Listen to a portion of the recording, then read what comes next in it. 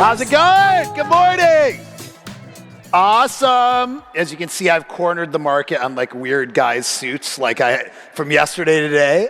But it is so awesome to have everyone back for day two. I saw so much learning and joy and excitement yesterday.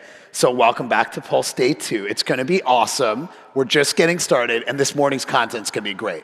As you guys all saw yesterday, you were all transported to the world of Wicked and to Shiz University, which is from the movie. And half of you probably went back to your hotel room and got Disney Plus and watched the movie, hopefully, because you didn't know what I was talking about. But yesterday was all about just getting started. Like, what's happening with the world of agents? Where is Gainsight going? Where are you all going? And today's about taking it to the next level.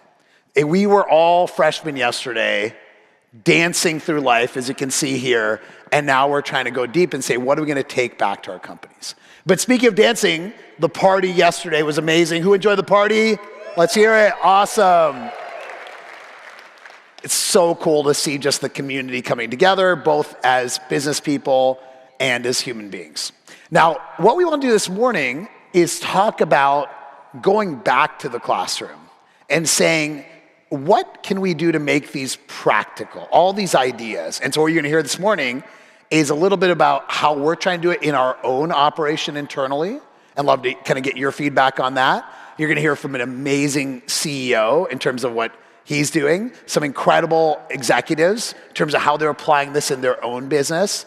And then I'll close us out by talking about I think this means not just for us as business people, but us as human beings. So to get it started, talk about how Gainsight ourselves are trying to do this in our own operation, trying to move down that yellow brick roadmap. I want to welcome to the stage our Chief Revenue Officer and Chief Glendet, Marilee Bear, and our Chief Customer Officer and Chief Scarecrow/Duncan, Brent Krempges. Welcome. Good morning, Pulse Day 2. I'm Marilee Bear, Chief Revenue Officer here at Gainsight. My first Pulse was back in 2018 when I was out in the audience as a prospective customer. I remember Nick was getting on stage. He was full of energy and big ideas and wild diagrams. And I remember thinking, this is one unique CEO. Now, I've spent my career between sales and CS leadership roles, which means I've seen the tension and the magic when you get the balance just right. And yes, I'm originally from Kansas City, so I'm hardwired to love barbecue, football, and a good Wizard of Oz reference. Awesome. Thanks, Marilee. And I'm Brent Krempges, the Chief Customer Officer at Gainsight. I've been here over a decade, and if you would have told me my first on-stage Pulse appearance would be dressed as a scarecrow with a mouthful of donuts, I would have actually totally believed you. But for me, I started in professional services over a decade ago at Gainsight, then led our global pre-sales organization, and now I lead both customer success and our solution and value consulting teams. So I've seen the entire journey.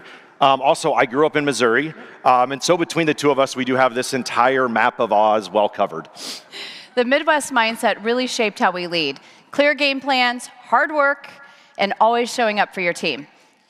And we can't be remiss, as lifelong Chiefs fans, there's one thing we know well, which is winning, usually.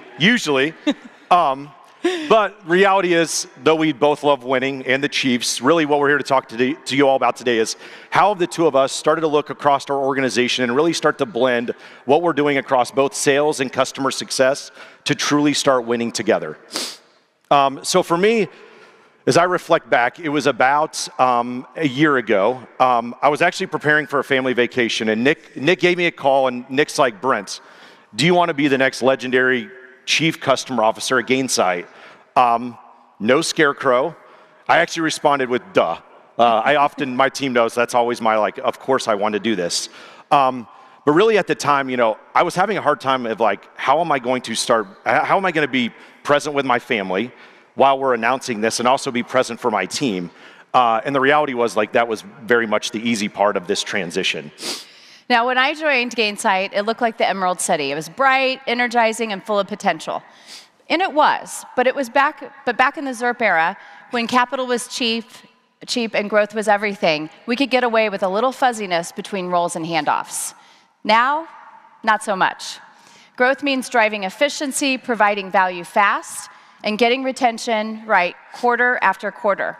And like many of you, the pace of change really outstripped the systems that we built to handle it. So what happened? We started seeing some cracks in our yellow brick road. What got us here wasn't built for the future. And the reality is, as all of us know, over the last 2 years, like, things have been more and more challenging. And with that challenge, that line between sales and CS, it was a little blurry, but it no longer exists. Like, there is some level of optimism. Okay, what this can do is it allows us to truly have consistent communication around how are we driving outcomes, how are we building trust.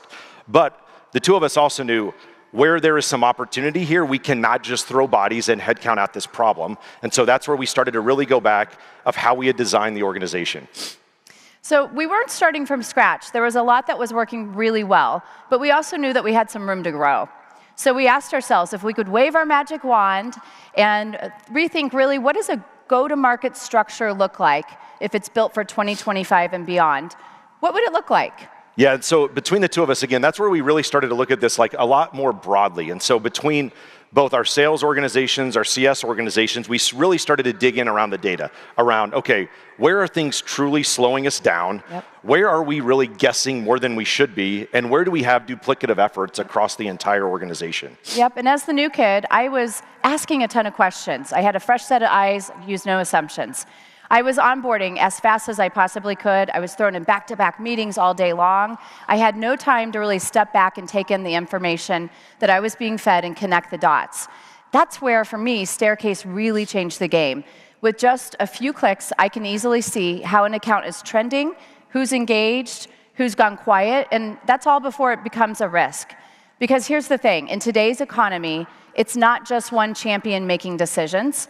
Decisions are made by groups. And if you're not multi-threaded, you're totally at risk.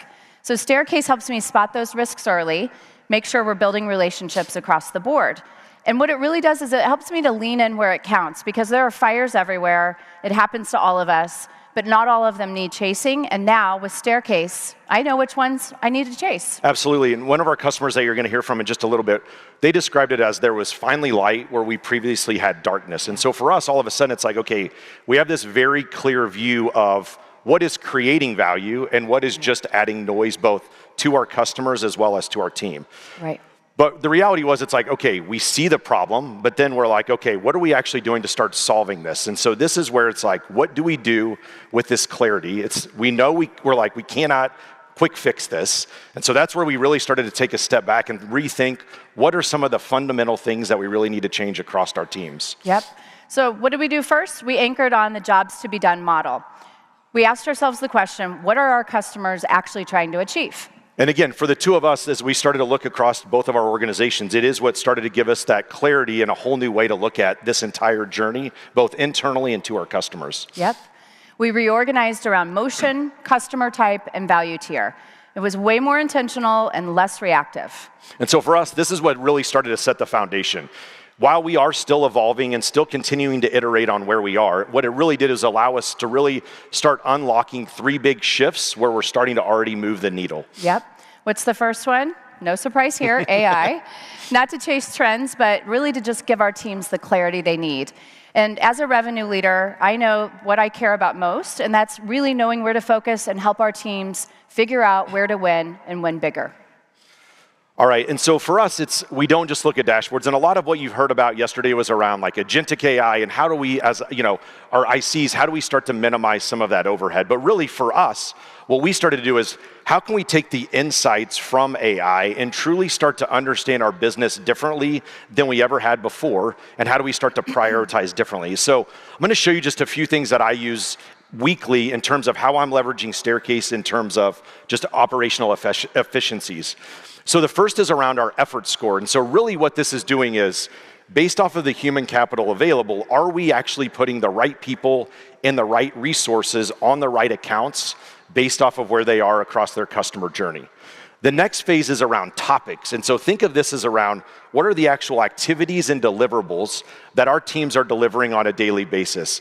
And what this allows us to do is start to correlate what do we need to do more of, what do we need to do less of, what actually matters, and where are we still getting stuck in some of that low value work that's truly just adding check the box activities to our teams. And then the final piece is if you start to bring those two together, really looking at it from a team statistical perspective. So where can I start to be more predictive in terms of where we possibly could see burnout? Where do we have imbalances across the team? Where are there some blind spots that, again, previously it was a dark box that we would have never seen? So one thing with that, it's also allowed us to truly start to swarm our accounts in a very different way, much more proactively from a leadership perspective. And with that, we also have a full playbook today that we'll walk through in the Future of AI CS session. We're going to walk through what's working, what's not, and how to truly start leading with both AI as well as Staircase. AI isn't about replacing judgment. It's really about helping our teams focus on what really matters, building relationships. The second shift, onboarding. So you know a thing or two about onboarding. You started in professional services and then SC, and now you're in the CS group. What do you know, Brent? Yeah, absolutely. So I'd say one thing is like, again, thinking about it from your all's perspective, like we know in the last 18 to 24 months, buying software is a bit terrifying. Like I often say like, sales is hard, but buying is even harder. And so really for us, we started to recognize where are we actually causing pain to our customers, where you go through this long process of buying, and then in those first 30 days, you're like, oh my God, what did I do? I've already had these conversations. Am I exposed within the organization? And for us, like, I am a bit jaded because I led our pre-sales organization, but they are truly our magicians behind the curtain. And so what we've started to do is actually have them an integral part of our onboarding process. So instead of having a previous handoff, it's let's keep this consistency. Let's have this conduit that's always built that trust throughout the sales process, continue that trust internally. And the reality is like the team has really leaned into this because what is really happening is it's saving the team a ton of time. What it's also doing is it's getting them out of the things that none of us like, which is around where are their fire drills, where are their escalations, where are their heroics. So keeping that conduit across pre-sales, across our onboarding has been phenomenal. Great. The third thing we did is we tackled renewals. We adjusted comps so sales shares the load. Renewals are now quota bearing with up to 40% of our customer account managers' variable comp tied to them. And we also sweetened the pot with some accelerators. If our reps hit 100% of their renewal quota, they unlock 2x, and at 105% of the renewal quota, it's 3x. We also really care about multi-year renewals, so those count extra towards quota, just like a new business deal. And by changing the way we work, we're really seeing faster turnarounds, fewer stalls, and less downsell. Now, these three changes have really started to deliver results. What's happening for us? We see more consistency, better forecasting, and stronger accountability. We're encouraged by the early signs, but we're not done yet. All right, so you think about, okay, where do we start? So the first one is, don't think about AI just around what your ICs or your CSMs are doing, but really start to take that to give you a much different lens in terms of a data-driven approach to become much more proactive and truly stop the fire drills. Yeah. The other one is zoom out even further when you're thinking about role definition. We've all talked about outcomes often, but it's really as you think about it from a sales and CS perspective, what are those true role definitions? And then finally, truly aligning that incentive structure across your entire teams, really with that ultimate goal of how do we have a true, consistent one forecast across your teams? So this is what modern revenue leadership looks like, right, Brent? Exactly. It's data-informed, AI-powered, and human-led.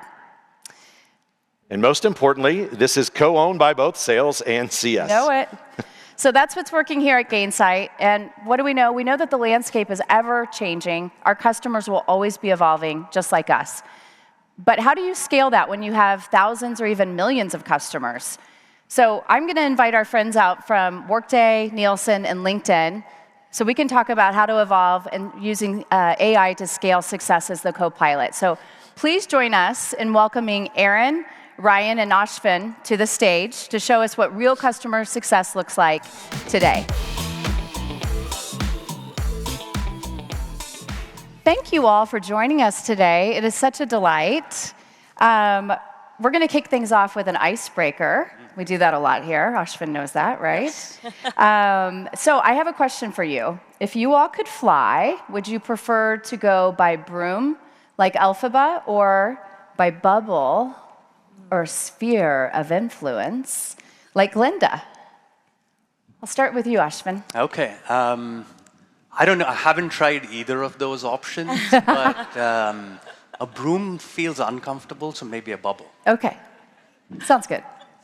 I think the broom would be nice. It would be an adventure. It would be faster. It seems like you get there faster, and that's what I like to do, so I'll go by broom. Okay, great. Am I allowed to say I've never seen Wicked in this room? You are. It's okay, I saw it We've got 2 you weeks covered. ago. So yes. Similarly, I think the broom for me, more exhilarating. I think the bubble's Awesome. a bit safe. Yeah, me too. All right, well, let's just do a quick round of introductions. Ashwin, will you tell us a little bit about you, your background, what you're up to these days? Ashwin Vedyanathan, I lead customer success at LinkedIn. Probably a few of you use it. And also proud to be an ex-Gainstar, so go Pulse and go Gainsight. All right. Ryan? Awesome. I'm Ryan Laredo. I run customer experience at a company called Nielsen. And I've been there about 2 years. Before that, I was chief customer officer at 2 other SaaS platforms. And I have been a Gainsight fan for many years. I'm a Staircase by Gainsight customer. Very excited to be here. Great. And Aaron? Aaron Sussman, I lead our global customer success, biz ops and innovation team. It's a mouthful at Workday. My background's in people analytics, workforce planning, so relatively new to the customer success space. So excited to sort of dive in and sort of unlock some of this opportunity. Great. Good. All right, so flying is probably out of the question for us in all reality, but we can use the magic of scale to better serve our customers. So for that scale, we really need to understand our customers' needs. So let's talk about customer needs first. I'd love to hear how you all are uncovering your customer pain points today. And I'd love to start with you, Ryan. I know you've said that even with all of your cross-media data that you have at Nielsen, which you have so much, trust can still slip. So what's one signal that helps you really catch those challenges or catch those signs before the challenges arise? Yeah, so within customer experience and specifically in success, it's really important that we understand the responsibility that we have to deliver excellence for people who are trying to do their jobs. And all of us here really power the day-to-day work of our customer base. So for us, it wasn't really feasible to have one-to-one conversations with all of our customers across all our products globally at one time. Of course, we still do that, and we have forums to do so, but we actually started to use tools that Gainsight has, like Staircase, to really be able to see in all of the corners of all of the conversations that are happening and be able to understand the themes. Where there's interventions and escalations needed, certainly, but where there's an opportunity to provide more delight to our customers' experience as they do their work every day. Great, good. Aaron, I think you are a community user. So are you seeing any similar signs through community or member behavior? Yeah, we're investing a lot in understanding our customers both more deeply and more consistently. We have a really robust community platform. Within that, we have something called Ideation Hub, which is an opportunity for our customers to submit ideas directly on our product. So it's sort of co-innovation in action. Really cool. Our customers submit ideas, they can upvote them, they can see what's coming in future releases. Within the community, we also have peer-to-peer forums, which are gold. Like just taking a step back and understanding what challenges customers are solving with each other. On top of all of that, we have a Voice of the Customer platform. So we do still run quarterly NPS and CSAT surveys, both with administrators and executives. So we get the functional pain points from the administrators, but then we also get a view of sentiment in terms of our overall partnership from the executives as well. Got it. Okay. And finally, I was going to say one more thing. Please. Please go. Gainsight, all of our CSMs are interacting with our customers sort of on an ongoing basis and capturing all of that goodness through timeline activities. So that unstructured text data, we can mine and extract themes, which really help us build proactive playbooks so we can get ahead of these issues before they become risks. Great. And Marilee, I'll add one Yes, more please. thing, which is we're seeing, like, in addition to everything that was mentioned, all of those true for us at LinkedIn, I will say in the B2B world, part of what makes the magic happen is you're not selling to an account, you're selling to 10 different stakeholders. So we've seen that when we multi-thread at a customer and we have multiple people that we interact with, that is highly correlated to the partnership. Yeah, absolutely. All right, so once we see the signals, we start to connect the dots, and we make some assumptions. The next question is, how do we scale? So, Ashwin, what's one tool or channel you've been using to nudge customers into action at scale, whether it's the adoption motion, renewal, or expansion? Yeah, I'll maybe build on what I was saying earlier, which is there are tools that we use to engage with each of these different personas at our customers. I'll call out like admin, I'll pick on admin and like the ops persona at our customers as a very critical persona to make change happen at each of our customers. And we do use, like even though it is cliched, email still works. Like it is spammy in a lot of cases, but when we can hyper-personalize it to what we are doing, it actually works incredibly well. So what we figured out is we used an LLM to pump in product usage data, peer benchmark data, where you are in the customer journey, how long has it taken for you to go through onboarding, etc. And the machine now basically spits out a copy which is highly personalized to that particular customer with clear calls to action. This would have taken multiple weeks, months, and multiple humans to solve that problem. It's now done with AI, and we've seen open rates and actual product utilization going up like 20 to 40% 3 months after. Fantastic. So yeah. personalization Great results. works. Great. Aaron, anything to add? Similarly, I think we're doing a lot of orchestration in terms of sort of pushing personalized, targeted emails at the moment, sort of prompting action back to our community, pushing them to self-serve where possible, then really leveraging our sort of human resources, our CSMs to follow up, depending on the behavior taken. If they follow a certain path, we can, again, extract that information and understand what action to take. Got it. Great.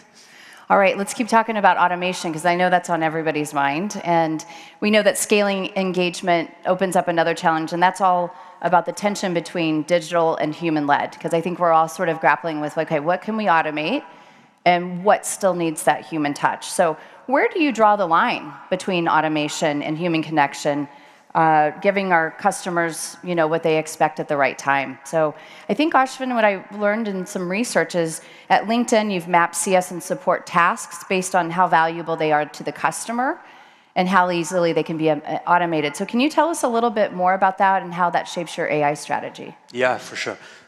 So the way we thought about it is I'm an ex-consultant and still recovering, and we like 2x2s work very well for my simple brain. And so the way we thought about this is one axis is what value does a particular job done or task done by a CSM or support rep add to the customer?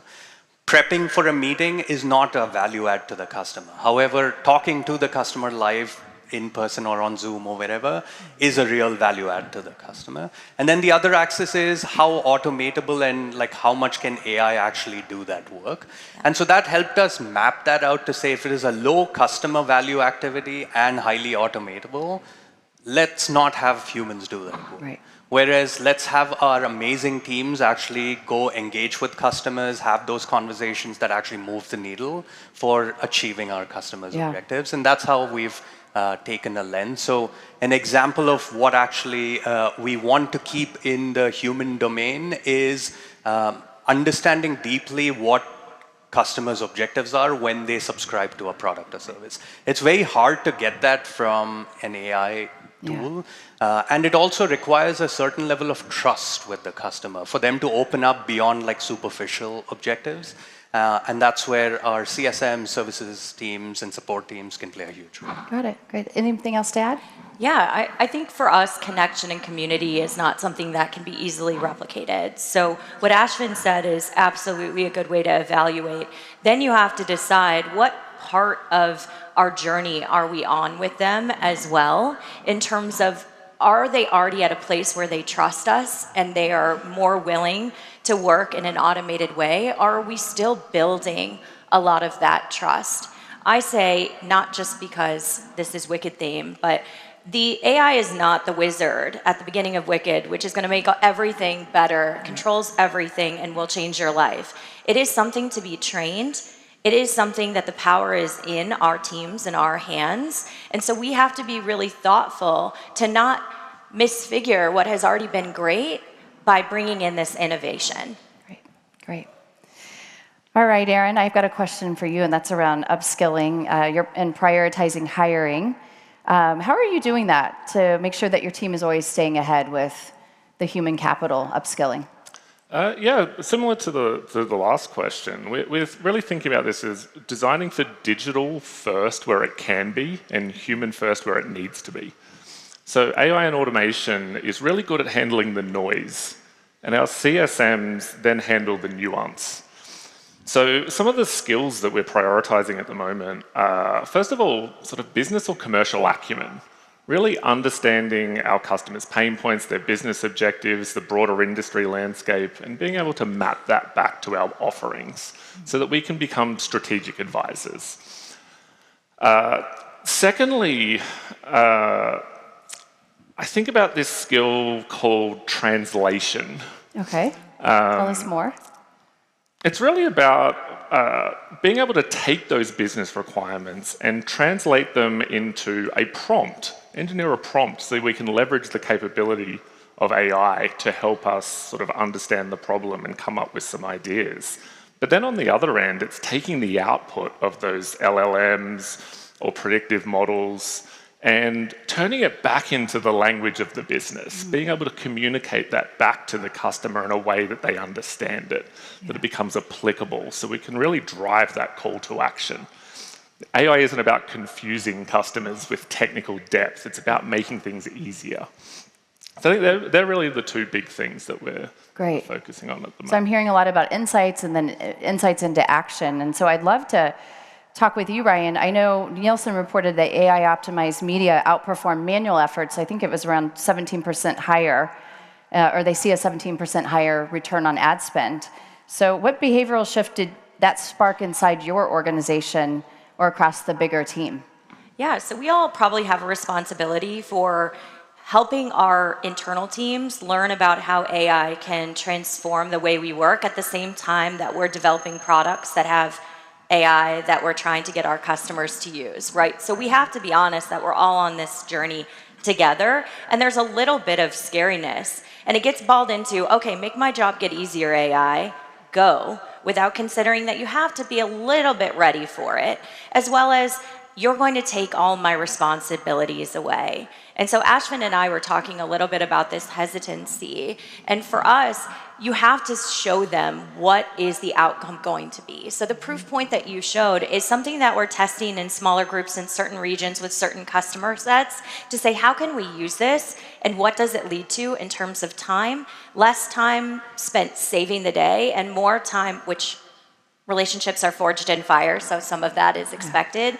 But spend more time on these value-driving things. And we've been displaying how that time shift can really pay off, not just in the satisfaction of our employees, but in the benefits of the business. Are you seeing signs from like employee NPS or any measurement like that? Yeah, I would say like not necessarily the NPS yet, I'm hoping so, but people are feeling like they're more able to do their job well.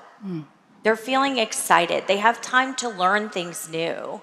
They have time to bring more value to the relationship because they become more of an expert on the industry they're in instead of the expert on the problem of today, which we don't want them to spend their time on. So it sounds to me like a higher quality of life and possibly higher quality of life, a higher quality output for our customers, which is a big focus for us. Great. And Marilee, if I was to add, like we at LinkedIn, we look at like what skills of the future look like for every function.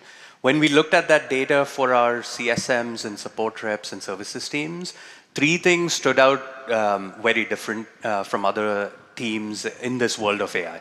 The first one is the end users of each of our products are very anxious about what the future will look like, whether their jobs will remain, etc., which then means will they adopt agents and AI features and things like that.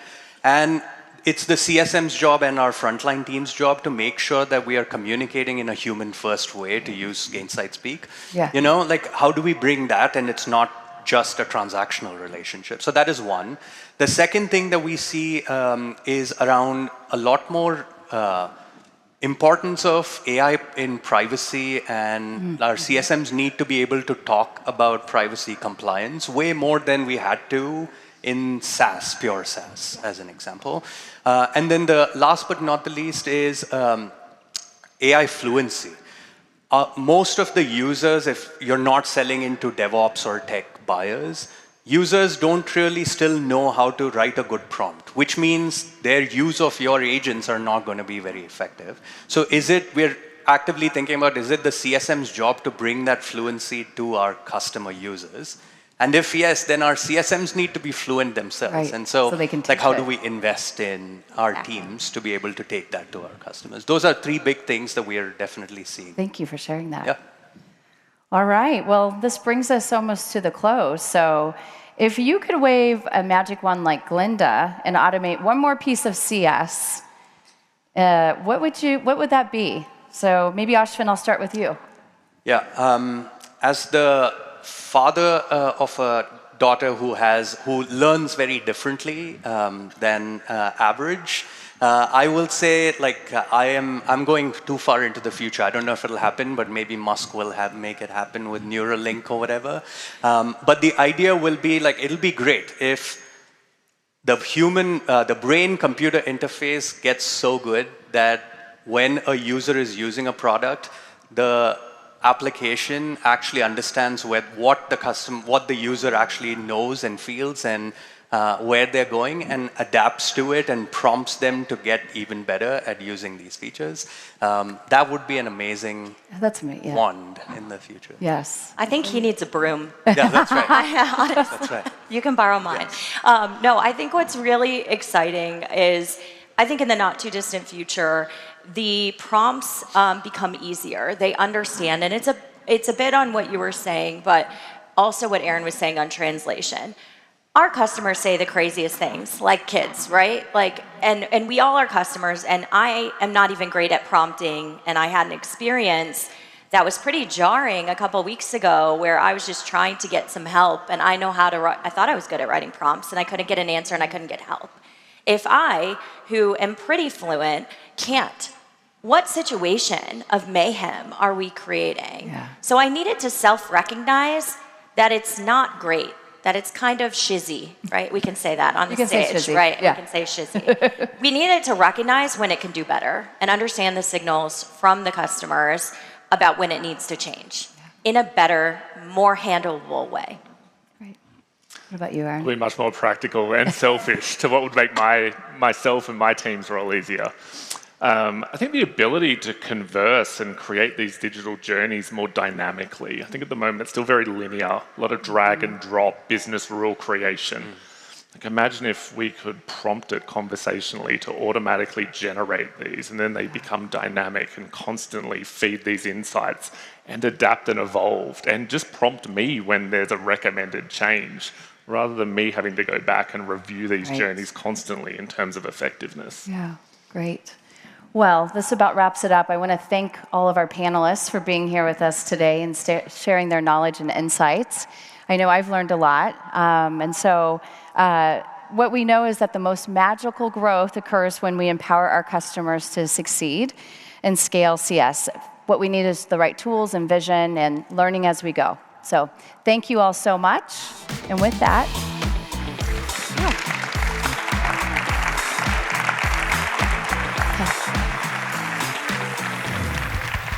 What a morning so far. We got to hear from practitioners at Gainsight. We got to hear from CS executives and then some innovators on stage. So cool. So how do we take it to the next level? How do we talk about what all of these changes mean for post-sales, for go-to-market, for our companies, for agents and for ourselves. I know that's a tall order, but we're gonna have an awesome fireside chat. So I want to introduce somebody and then I'll welcome on the stage. And so the person I'm gonna introduce, actually, there's a fun story we'll share about our relationship started with a cold email that I received about 13 years ago. So this person built his company from a dorm room bootstrap startup to a multi-billion-dollar publicly traded company. He's done acquisitions. He's transformed the vision. They just launched a whole bunch of AI agents, and he's an awesome human being. So I want to welcome to the stage Henry Schuck, founder, CEO of Zoominfo.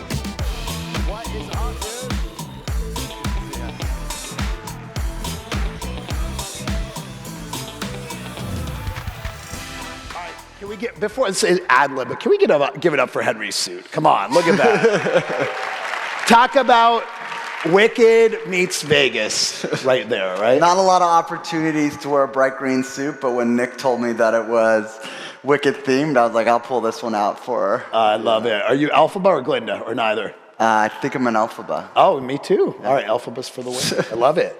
Okay, so before we jump into content, let's start with something important. Las Vegas. You lived here for 5 years for school. What is the wildest thing you've ever seen? We'll have everyone turn off the recorders. No, just kidding.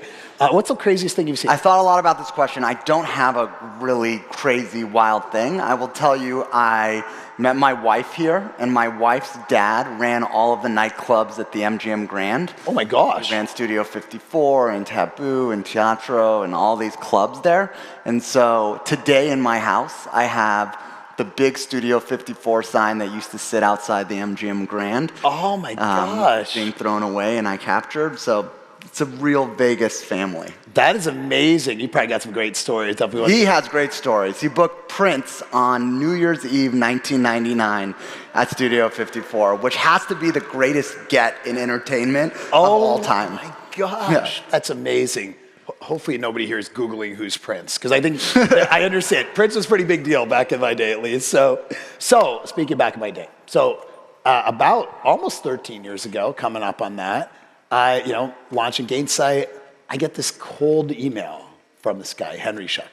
And I had heard of you, actually, because your company was already successful, widely used, and you were like, hey, I want to compare notes with you on running a company. So tell me, why'd you send me that email? So, couple things. One, when we were raising our first round of funding, one of the investors that I met had worked with Nick at, what was it called? Live Office. Yeah, Summit, yeah. And they were like, yeah, you're a first-time founder, CEO. You don't really know anything. Why don't we introduce you to some people who actually know how to be a CEO? And so they introduced me to Nick. I met Nick at a dinner, and I remember thinking, probably a lot of people in this room suffer from imposter syndrome. It was especially high for me at this time, so I had never done the CEO role. And then these investors who had really lots of money and went to Harvard and Yale and whatever were like, go meet this guy who actually knows what he's doing, because you probably don't know what you're doing. And I met Nick. We had a dinner. And I went back home and I thought, I'm not gonna get anything out of just having a dinner. I wanna come and sit in your office and see how you do a day. So I reached out to you, can I come in and see, is there some sort of behind the curtain thing that you're doing that I don't understand because I've never been a CEO before? And you were really gracious with your time. Nick had me down in the early days. We spent a whole day. I was in all of his meetings, customer calls. The first time I learned what a double trigger was, because Nick was negotiating a compensation package for his VP of sales. And then I went back. I got a lot out of that. And I still do it to this day. Last year, I did it with one of my buddies in New York, where he put me in his office, and I went through all of his meetings, including an M&A conversation. And then I do it with him, too, or others, if they want to come spend a day with me. The first time I did this at Zoominfo, my CTO said, can I do this? Can I just shadow you for the day? So there's just a lot to learn from doing that. It's amazing. I mean, it's just a sign of it seems like you're always learning, which is so awesome. And yeah, I mean, that was such a great start to a relationship. Henry's been so kind. Every time we want to do something new, multi-product acquisitions, you were so generous with your time as well. So I really appreciate that. And I think after that shadowing, you're doing okay. Multi-billion-dollar public company, shiny green suit on stage as far as 2,000 people. cool. It's working out pretty well, and I was super honored to be a little part of your story, so seriously. Switching gears, now the story is going forward. Yesterday, we introduced, of course, on brand, the yellow brick roadmap to agents in the kind of post-sales world. And I want to talk a little about go-to-market and agents. Let's start with go-to-market, because that's like a huge mega trend even before AI. People had sales, marketing, CS, and now they're kind of creating more go-to-market. And I think you just changed your ticker symbol. Yep. So tell me more about that. So we, 2 weeks ago, changed our ticker symbol on the NASDAQ from ZI to GTM. We really do believe that the future of the sales, marketing, customer success, account management organization is a coordinated, aligned go-to-market organization. And we are trying to build tools across that, across those different teams and a data foundation for all of those teams to operate on. But one of the biggest things that we've learned is that alignment and coordination is what really drives outcome in an organization. It doesn't really matter what just sales does or what just customer success does or what just marketing does or what just product does. When those teams are actually aligned and coming together, and by the way, I've had executive teams that were very aligned and came together, and I've had teams that were not aligned at all. When they come together that way, it produces real alpha outcome for people. And so we're really committed to helping bring those teams, bring them together so that they can be aligned in their execution, because we really believe that's where outcome comes. I love it. Executive teams that weren't aligned, everyone here is shocked. That's never happened. But it is a huge issue. And now we have a new team member, which is an AI agent. All of us have them. We talked all day about them yesterday. And you guys launched your own AI agent. And it's actually really interesting because it's kind of a virtual co-seller the way you talk about it. Tell us more about how you thought about that. The way we thought about it was we want to make every seller your best seller. That was kind of the concept internally. How do we take the things that your best sellers do and then scale that across your entire sales team? And what we learned from doing that is your best sellers know everything about their customers. They prioritize relentlessly, and then they're execution machines. And so we went out and we built AI to do that for them. Pull all the information about your customer, prioritize your accounts, and then make it really easy for you to execute.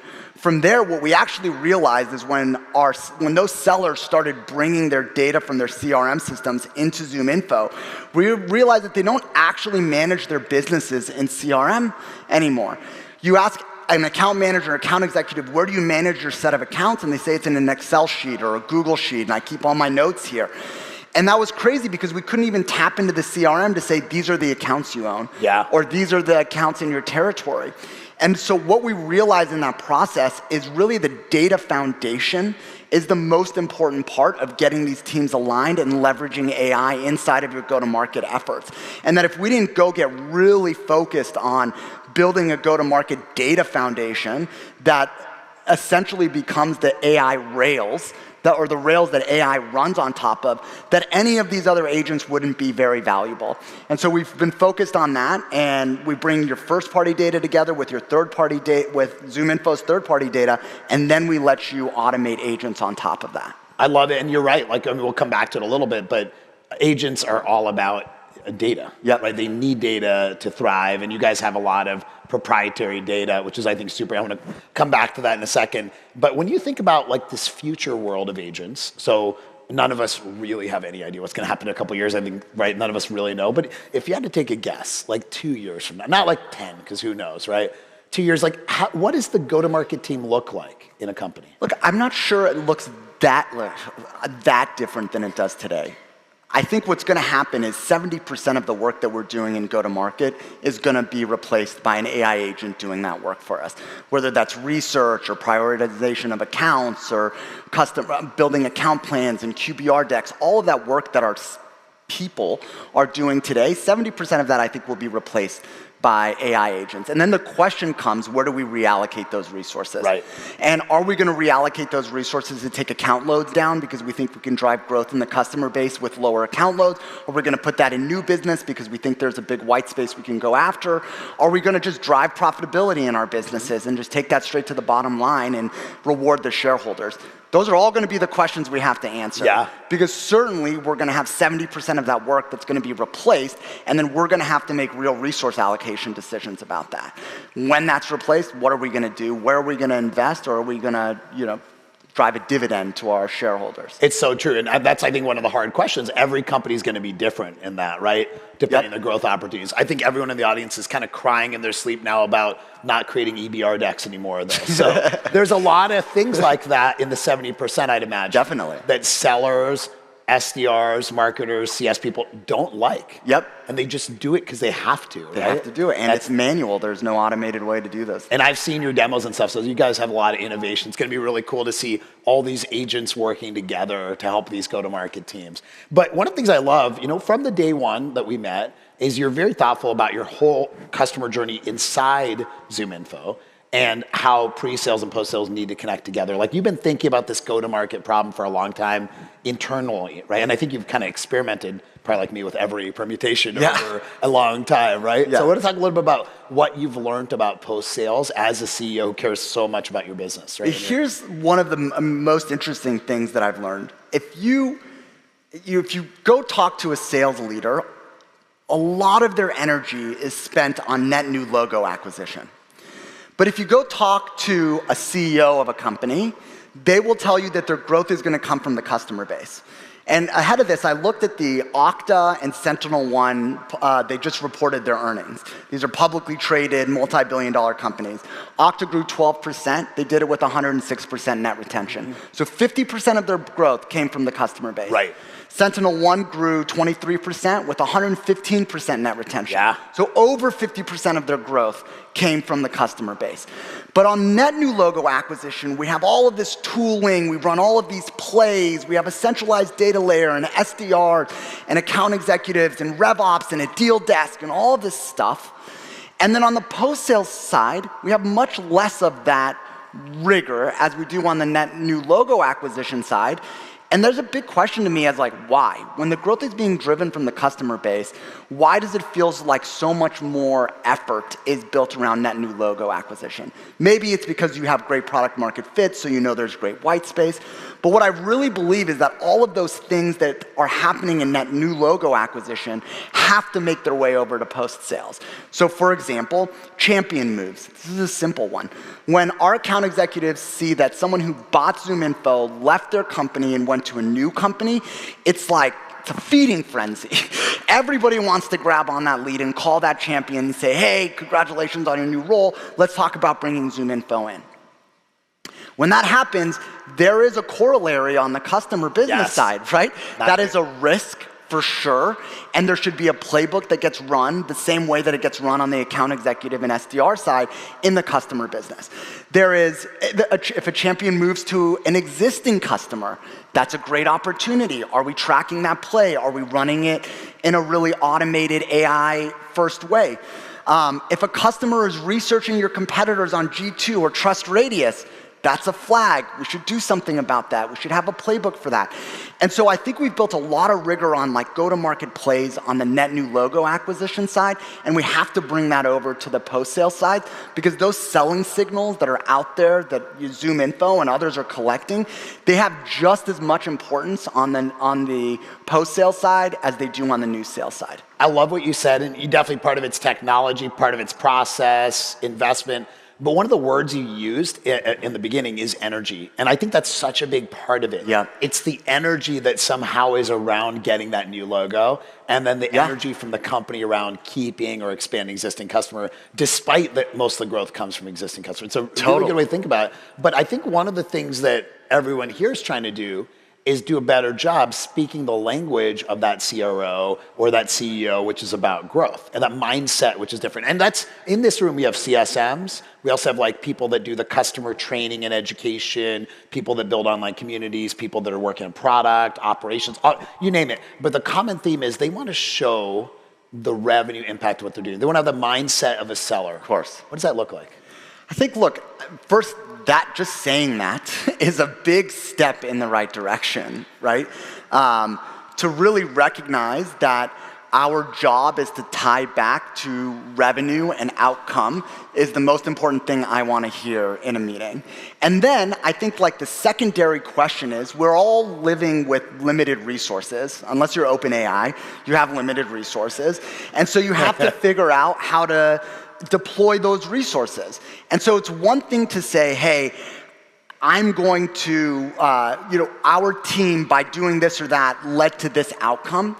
The second question that I think is probably the most important question is, well, if we reallocated it a different way, would we have had a better outcome? Yes. And I think the big question that we should all be asking ourselves, I think the best leaders are great resource allocators.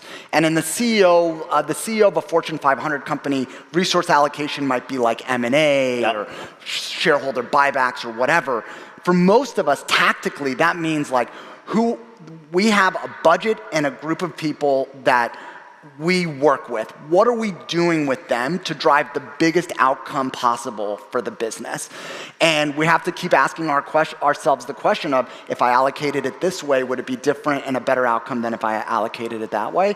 And I think if we can get into a rhythm of constantly questioning that and even offering it up in a CEO meeting, hey, we thought about, instead of doing this, but what we realized was the outcome is actually bigger this way. Yeah, I love that, because you probably know this, but like Warren Buffett, who obviously greatest investor of all time, he has this thing that CEOs are capital allocators. Yep. We have capital, which is shareholder capital, time, et cetera. We allocate it into things we do. And I love the idea that everyone in this room can be a capital allocator, right? 100%. And we all are. You all do. You have an education budget, and you're like, where do I spend the chips I have, and where do I put them on the table? I'm building an online community. How do I use my time? I'm a CSM. Which account do I focus on? You're still allocating capital, and I feel like that's the language that you need to speak to be able to be relevant. 100%. That's awesome. I'm sure somebody that comes to you as an employee in Zoominfo that's able to speak that language is able to have more of a strategic impact, right? Totally, 100%. And I think the key is, when you're having that conversation, capital allocation conversations are always filled with nuance. Yes. And so when you show up and say, hey, if we did this, it would drive this, I think there's probably 15 questions underneath that need to be answered. And so you want to make sure you're doing the work to suss out the nuance. Totally, yeah. It's not just like, hey, if we had more CSMs, revenue will grow. Exactly. There's a few dots in between there, I think, if 100%. I'm not mistaken. One thing I love, too, is you're just constantly learning and experimenting. I can tell from every time we chat, you're just thinking all the time. One of the things you did, which sounds small, but I think is a big deal, is you thought about this concept of development reps differently. So most people know SaaS for a long time has had sales development reps or business development reps or market development reps, right? Those people that first person you talk to before you get to your demo or whatever. You created a customer development rep. What is that? So it's kind of like a SDR, but in the customer business. The reason I created it was I walked into our best account manager's office one day. It was like a Wednesday at 1 o'clock. And she wasn't doing anything. This is our most valuable resource in account management. And I was like, what does your calendar look like for the rest of the day? This was back in the day. It wasn't today. That would be a more intrusive conversation today than 5 years ago, 6 years ago. She was like, I had one meeting this morning and I don't have any more meetings. I'm like, what does tomorrow look like? It's like kind of the same thing and the rest of the week. And I was like, here's an asset in our business that we are not getting the most out of. She has one meeting a day. We could really have a higher return on this asset if we filled up her calendar with meetings with customers every single day. And so we architected this SDR in the customer base role to go into the accounts and generate opportunity and calls for our account managers to be able to drive forward opportunities so that our best resources are being fully provisioned. I love that. You're right. It's the best internal resource and your resource is your customer and getting the maximum out of them. I'm imagining she might have been a little nervous when you asked to see her calendar, right? Yeah, I'm sure she was a little nervous. CEO asked you to see your calendar. We're all on the same team, though. She's crushed it. I'm sure. That's awesome. So just more broadly, obviously retention, expand your customers, leveraging that greatest asset is, as the cheesy cliche goes, a team sport, right? And so it is post-sales, services, support, customer success, education, community adoption, all that, right? How do you think about all of that fitting together in your existing customer base? So I'll tell you something that happened to me a couple years ago. A couple years ago, I decided I needed to get much closer to our business. I had a president, and then a CRO, and then an SVP of sales, and an SVP of new business, and that just didn't make much sense to me anymore. I didn't feel like I had my hand on the dial. So I got myself, I changed the structure. I got closer to the customers. The first thing I did was I took a bunch of customer meetings. And our customers started telling me, like, listen, I love Zoominfo, but every time you show up to a customer conversation, you're just trying to sell me new stuff. And I'm like, okay. And I heard that once, twice, 3 times. And I was like, okay, this is a real issue for us. I went back to our go-to-market team and I said, enough. You need to start showing up to your clients and driving value and helping them solution problems that are happening in their business. I don't want us to sell any new product to our customers anymore. Like, that creates a lot of issues because they're like, wait a second, my whole comp is based on upselling. I changed the comp packages, and I went to product and I said, listen, we built them 10 new products and they're not deploying any of them. So just build me one thing. Build me one great thing product that we can get fully aligned on, and I'm not gonna sell our customers anything for the next year. I'm just gonna build fertile ground until we have that one great product that we're all gonna get aligned on and take to our customer base. And we did that, and that required alignment from product, it required alignment from customer success, it required alignment from our account management base. Like, we had to get the whole company aligned there. But I think once you got those teams really thinking together about one big thing, one thing that I learned at Zoominfo is we can kind of do one really big thing really well. Yeah. When we try to do 5 things, we do none of them very well. And so we've gotten the organization focused on kind of one big thing a year, and that's driven alignment across the team. What was, out of curiosity, what was that big thing that was the one that you... That was Copilot. That was your AI Copilot. Yep. So you said, we're gonna slow down a little bit on all the other stuff, just go really big on this. Yep. It's funny, because I mean, that's everyone in the room's doing this. We're doing it with agents, right? And like, it takes a little intestinal fortitude. Totally. Because you're like, I've got all this other stuff. All this other you're stuff. public. Yeah. It's just super cool. Yeah. Well, one of the other things that all of us deal with here, and AI can certainly help, but it's always been there, is that looming issue of risk, right? It's there around us. I always think like churn is like gravity. It's like always about to happen, right? And you just keep holding it up. And people in this room are holding it up in many ways. What's the signal as a CEO that you look for to identify customer risk? So, look, I think I wanted to take this question a different way. I don't think there's a perfect metric. Yep. We look at lots of metrics, number of credits used, active or over provision, number of daily logins, all of these different metrics. What I've learned is it's kind of like the perfect email. On the new business side, people are fixated on how do I personalize an email to the 10th degree and know everything about the person before I send the email. That super personalized email doesn't perform that much better than like a slightly personalized email. Huh. We've tested this 100 different ways. What makes a difference is what happens downstream from that email. I send that email, great. Let's say you super personalized it. Fantastic. Everybody downstream of that has the insights that were in that email. The SDR calls with the same talk track. The account executive and account manager multi-thread with the same talk track. Marketing uses the same messaging in their messaging to the customer. And that there's execution that happens downstream of that perfect email. That's how I think about the perfect metric in the customer business. Pick the metric, spend a little bit of time, and then spend most of your energy figuring out the downstream execution from that metric. What are we doing when these metrics change? What is the playbook? And be maniacally focused on that execution. It's so interesting you said that, because that is 100% true. Like, I was talking to an attendee yesterday who had built like the most sophisticated data science model for their health score, basically risk score. And they're like, but we don't know what to do with it. And that's the challenge. So I will say there are perfect emails, though. I did get one a few days ago that congratulated me on being selected to speak at Pulse. So I thought that SDR did a lot of research, apparently. So it's a very big accomplishment. I thought that was not from Zoominfo. It was meant for me. Not from you. It was from some other company I'd never heard of. So, but kudos to them. So we always like to end with a little bit of personal fun stuff. So we'll start with some fun, and then we'll do a little more vulnerable personal. So let's do that. So we're in Vegas, and so we're gonna make some predictions. We're gonna do the answer is gonna be either jackpot, like this is true, or bust, no way. Okay, so you gotta choose one or the other. So you can think about it, get ready. SaaS as we know it will be unrecognizable in 2 years. Bust. Interesting. Okay, just give me unrecognizable is a pretty strong word. That's a strong word, yeah. So I don't think it's going to be unrecognizable. I do think it's going to be different. Yeah. But it's, like, I heard Sam Altman talk a couple of weeks ago, and he was like, hey, we released this big, great new model. Right. And 95% of the world doesn't have any idea. I know, yeah.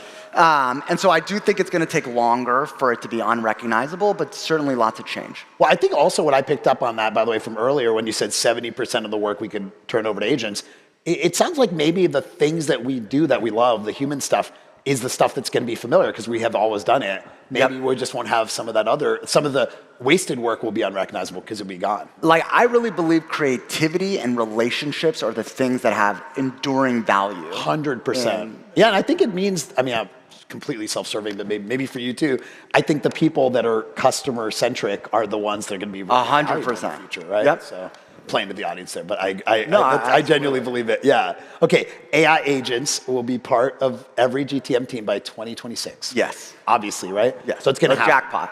What's that? Jackpot. Jackpot. Yes. Thank you. Nice job. Okay. So we recently combined our post-sales, pre-sales teams under one integrated revenue leader. Obviously, that's like a perpetual pendulum back and forth in companies. Is that like the trend? Is that everyone going to be underneath an integrated revenue leader? I hope so. I think, now, is everyone in 3 years? No, because there are people in organizations and they're hard to move around. But I do believe that that many, many more organizations will be centralized under one leader. QBRs will be replaced by Netflix-style usage summaries and like some success plans and all that. Jackpot, for sure. Yeah. Tell me why, because that's a really relevant one for this audience. There's just so much data and context that you're creating through your first-party interactions, third-party data, that you should be able to push into an LLM or VO or whatever that should create really great decks and content for you that are video-based, that are more interesting for people to watch and get a feel for. So I think we demoed a little bit of that yesterday, so I agree. I love it. Okay, so for long tail accounts, which is also what we talked about yesterday, the digital world of like everything from agents and education and community, they become the virtual CSM. Yeah, I really do think that's and I think you guys are doing some of that because you have a long tail, a huge. Yeah, we have a huge long tail of SMB customers. That's awesome. And then I know you're a big fantasy football fan, so by next year, will go-to-market leaders be drafting AI agents for their fantasy teams, just like fantasy sales teams? Just like bust. I don't think that's going to happen. Not by next year. Not next year. And I don't know if there will be like a agent draft, but it's interesting. They might be drafting us, actually. I don't know. We'll see. See who gets selected first and last. So it might be like elementary school for me. I'll be last. But okay, let's talk a little bit about the personal side of you. And this has been like, I don't know about you, but I love business because yes, we get to talk about M&A and products, but also us as. But we're like friends now. And it all just started through a private equity guy. I know, right? It's crazy. Yeah, a unique matchmaker. It's amazing. So you've been amazing as a business person, but also as a human being, as a dad, just very open, which I love. Like every time I talk to you, and you're always learning. And so one of the things you did was you were, I think, speaking at another event, and then you mentioned something, and then you shared on LinkedIn, and it blew me away. You wrote your own obituary. Tell me a little bit about that. So I had a coach who asked me to write an obituary, and I was like, yeah, okay, maybe. And I started thinking about it, and what I realized is, raise your hands if you've spent time writing a mission statement for your company. Now, raise your hand if you've written yourself an obituary. Couple people. I only did it probably because half you did it. the audience. Yeah, I copied you. But it's crazy. We spend so much time in our businesses thinking about mission statements and North Stars and driving alignment and where are we going as a company, and then almost no time articulating that for our own selves. And the obituary for me was this opportunity to actually like say like how do I want people to remember me? And then that lays out a North Star for who I am and what I'm gonna be and how I'm gonna show up to my family, to my business, to my friends, to my community. And I thought that was just like when I made that realization, when I thought about those freaking conference rooms that I've sat in every day obsessing about one word in the mission statement, and then realizing I had brought none of that rigor into my own personal life, it felt like a really big miss. So I wrote it, I was on a plane, I had like a 4-hour flight, I wrote it on a plane, I sent it to my wife while I was on the plane. Aww. Not the best time to send your wife an obituary. Yeah, just in case. Yeah. Like, oh, is everything okay? Yeah, exactly. It's a little bumpy on the plane right now. Yeah. And it's been great. I've enjoyed having an opportunity to share it. I haven't changed it really at all over the last 4 years, and so I feel good about it, like laying out what my North Star is. And everybody should do it. Dude, that's amazing. That's so inspirational. I love you as a CEO, as a role model, as a pen pal friend in the early days, and as a human being. Absolutely. Really Thank you, Nick. Thank you for having me. Thank you. Awesome. Thank you, everybody. All right, let me wrap this up, but I'm not wrapping Pulse up. Just to be clear, we have a lot more going on. But I always like to close out, kind of coming off that theme with the human side of what we're all doing, right? And if you've been to Pulse before, this is my shtick at the end every single time, try to channel some vulnerability, some Brené Brown, and talk a little bit about what this all means for me, maybe for all of us as human beings. And I was thinking about this talk, because I always think about this, a few months ahead. I'm like, God, this is a very relevant time to do it. You just talked about, Henry talked about obituary, all the things changing in the world. It's a really complicated time, right? And we all know that time is something that definitely feels like it's flying, right? It often feels like it's flying. By the way, a little side note, I was telling my 13-year-old about this conference a few weeks ago, Wicked theme, we all love Wicked, and they're like, you should fly into the audience and onto stage. And I was like, but my team said that I might get hurt or die. And they're like, then my 13-year-old was like, well, then you should have one of your employees do it. And I was like, future CEO, for sure. So time flies when you're having fun. Time flies in this new world we're in. Time flies when you're writing your obituary. By the way, you can read the ChatGPT authentic made-up obituary about me. So there's some fun in there. But time does fly, and we all know that. And there's actually a really famous quote in technology from, let me click ahead there, from the GOAT, Bill Gates, founder of Microsoft, doesn't need an introduction. And he has this great quote. Most people overestimate what they can achieve in a year and underestimate what they can achieve in 10 years, right? This is kind of like a truism now, right? So many new things take a while. Most of you weren't working there in the .com, but when it all started, it was amazing, and then it busted, and now it's runs the world, right? And so things have taken a while. However, and of course, all of us have different handicaps on how long it'll take.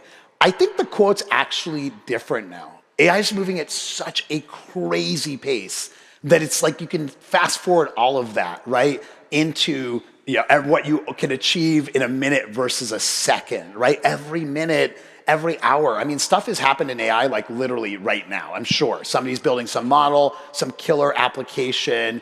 It's truly amazing. And the world can feel sometimes we've moved into warp drive, we're flying on the broom, we're playing everything at 3x. That is what it feels like sometimes. Does it feel like that to anyone right now, with AI? How do you even keep up, right? It's really challenging. Now, I will say that it's also quite interesting, at least for me. I mean, it's crazy, right? We are in this new thing that we kind of invented and we kind of discovered, and it's almost feels a little bit like an entity, a being, but we're not sure. It's not really conscious, but we don't know, right? And so it reminds me of that really famous quote, right? May you live in interesting times, because it is interesting, right? You just look every single day, it's interesting, Johnny Ive, who's the guy that designed every Apple product you use, gets acqui-hired for $6.5 billion by OpenAI, right? And they're going to build devices to rival Apple. Google's not going down without a fight. All this innovation, every single day, every hour, something interesting happens. Now, of course, anyone that knows this quote knows that it's actually a little bit of a curse. So hopefully it's not a curse. Hopefully these interesting times are great. But the truth is, time is something that is all around us, right? We all know that.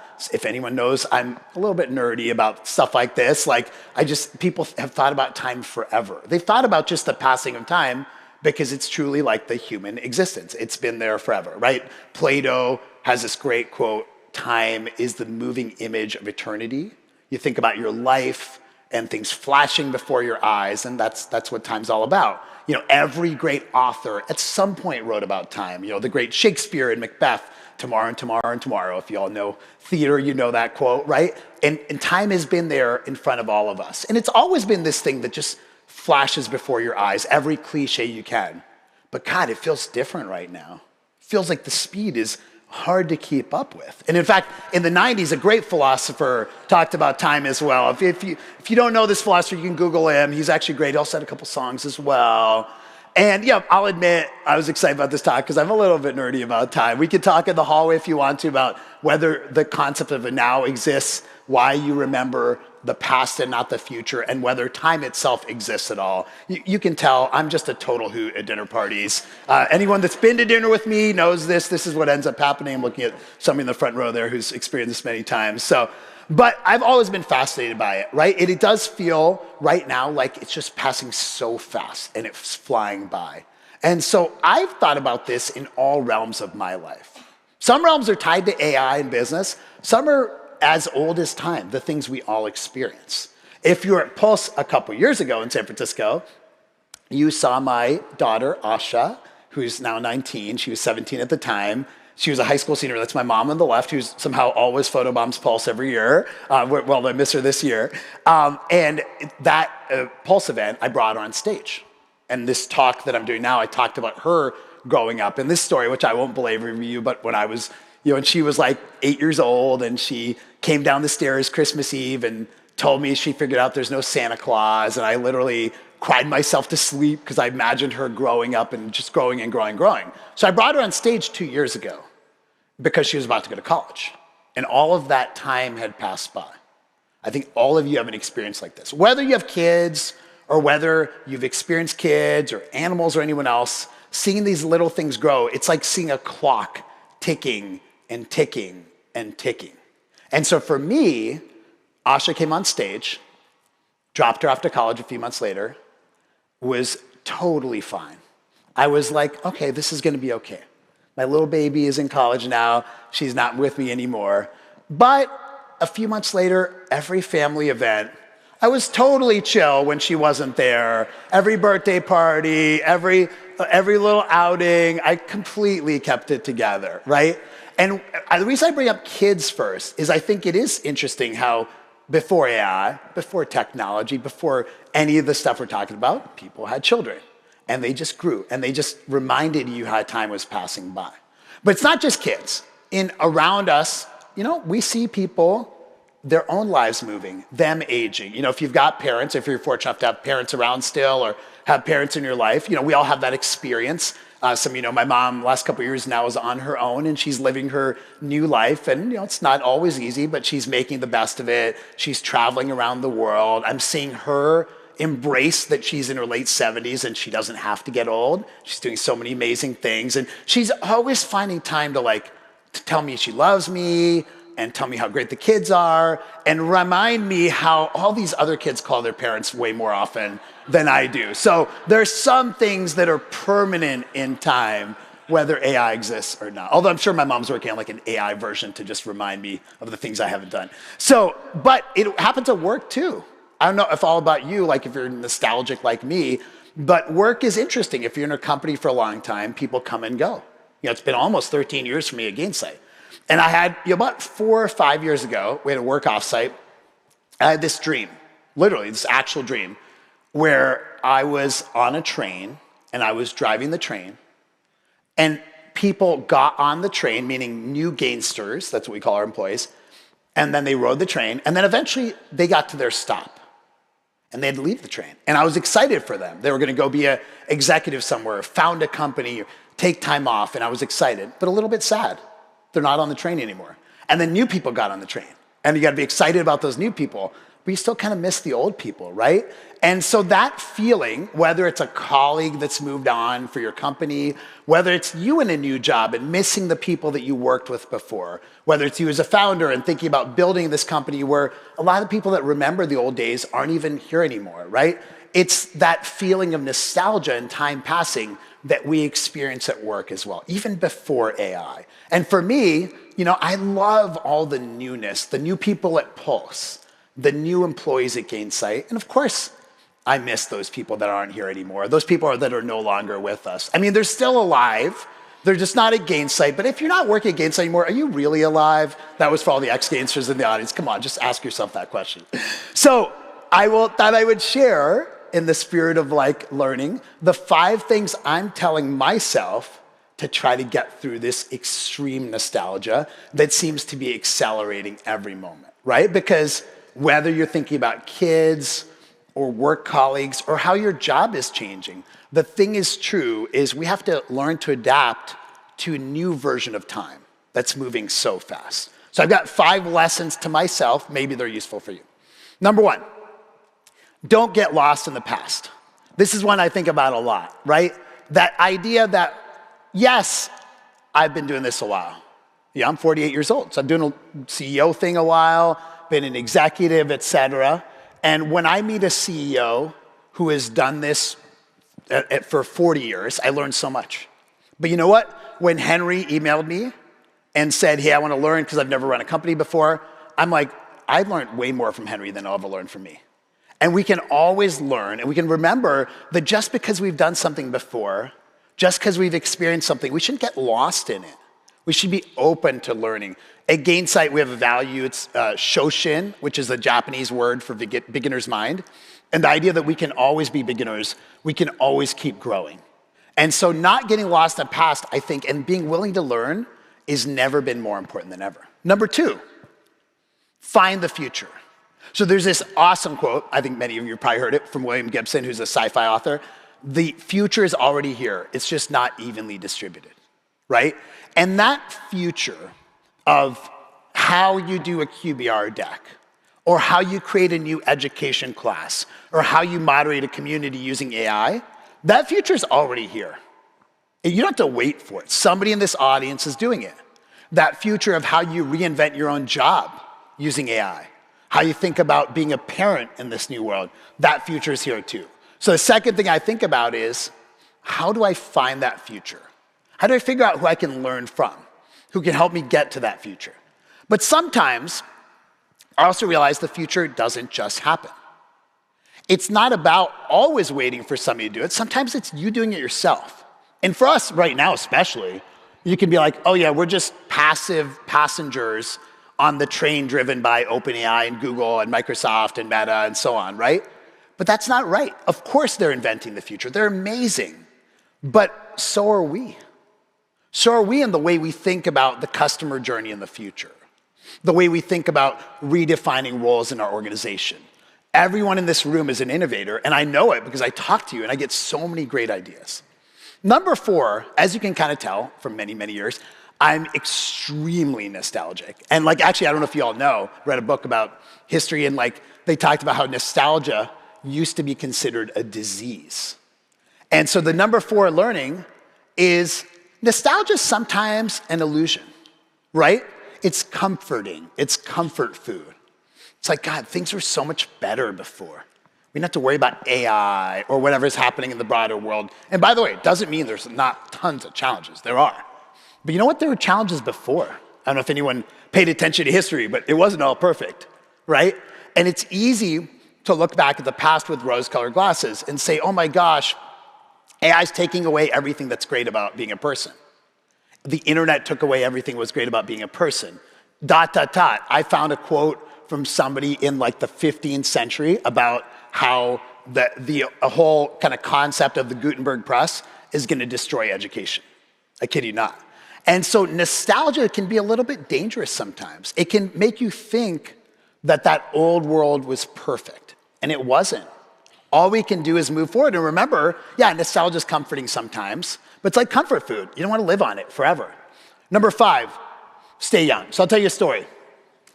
I was at an airport maybe a few months ago, and I sat down in a restaurant, and of course, like, you're rushing to your flight and whatever, so just like working, and the waiter comes over, and he's probably like 70 years old. He says, "How you doing, young man? What would you like to order, young man?" And then, young man, several times. And then we're walking out. "Hey, great seeing you, young man." I'm like, "Hey, man, I appreciate that, but you know I'm not young. I'm 48 years old. I'm not young." And he's like, "I'm 75. I'm young, so if I'm young, you're young. It's a state of mind." And I think that's never been more important than now. Because you know what? Yes, we can say the world was so much better before when people knew how to write and they didn't use ChatGPT to help with their homework or use AI to help do a performance review. Or we can say, you know what? Oh my gosh, we're reinventing the world. It turns out a performance review, writing it wasn't that awesome. That wasn't the value. The value was thinking about that person and meeting with them. And in fact, it wasn't all perfect. And so staying young and never getting into that mindset that kids these days, they don't get it. You know what, the kids these days, I think they largely get it, my opinion. And so to close out, I'll just say that this experience, not just today, but as a human of time going by that's always been there, is something that lives with me. And to just comfort myself every now and then, I read one final quote. The quote is from a book that I think some of you probably read. It's very famous. Millions of people have been inspired by it. It's called Man's Search for Meaning. Anyone raise your hand if you've read that book? That's Viktor Frankl. It's an amazing book. It's depressing backstory, incredible book. And he talks about the idea that, he got older, time moved on. He had crazy stuff to happen to him in life. You have to read the book. But in that process, somebody asked him, "Are you ever sad that you're not young anymore? Are you sad that you're not in the beginning anymore? That it's not all just starting?" And he says, "What you've experienced, no power on earth can take from you." So all of the experience you've had, everything you've done, all the stuff you did before AI, all the meetings you had, the beginning of your career, everything you did outside work is what got you to this point. So what I tell myself to close out is, I want to hold on to the past, but I don't want to let it define me. It happened. It's real. I still have it. I want to relish that I can be a beginner again, that I can always learn, that I can learn from Henry and from anyone else out there. I want to find the future, because it's in this room and it's somewhere. And if it's not there, I'm going to go invent it. Whether it's inventing what AI means for my kids, or for myself, or for my company. And I want to remember that the long-term impact of all of this is what we have on each other. So I'll just say to you to close out, Pulse community, in my typically cheesy, sappy way, to all the Gainsters on the train and off the train, to all the people in the audience and the people that were here in the past, to my babies that are still young in my mind, because I know you, I have been changed for good. Thank you so much. Have a great day too.